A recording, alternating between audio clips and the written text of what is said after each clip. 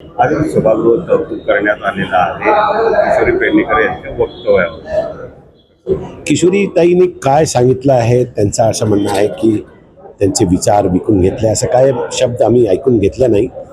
पण जर आमची वेळ आली, आम्ही हे सांगितले की बाळासाहेबांचे हिंदू हृदय समाज बाळासाहेब ठाकरेंचे जे विचार होते 80% समाजसेवा आणि 20% राजकारण, त्याच्यावर गदा घातलेला आहे सत्ता पक्षांच्या लोकांनी. कारण त्यांचे विचार होते की शेवटचा जे माणूस आहे त्याचे हक्क आणि त्याचे जे अधिकार आहे आपल्याला द्यायला पाहिजे. आणि आमचं असं म्हणणं आहे की ते सगळे अधिकार आणि हक्क त्यांनी हिरून घेतलेला आहे.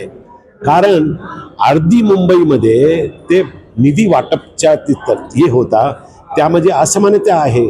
आमच्या काँग्रेसच्या किंवा शिवसेनेचे जे नगरसेवक आहेत त्यांना 25 लाख आणि वेगळे जे नगरसेवक आहेत दुसरे पक्षांचे त्यांना 2 कोटी, असं मी म्हणत होतो की तुम्ही फक्त हे सांगत आहे की बाळासाहेबांचे विचार तुम्ही पाळत नाही.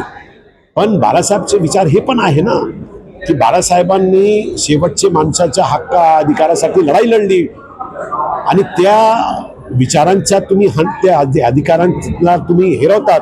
कारण ते अर्धी मुंबईसाठी तुम्ही निधी वाटप ना केला, त्याच्यानंतर त्यांचा हक्क आणि अधिकार गेले. त्यामुळे आमचं असं म्हणणं आहे की तुम्ही बाळासाहेबांचे जे विचार होते त्याच्या विरुद्ध काम करत आहे सत्ता पक्षाचे लोक, असं आमचं म्हणणं आहे.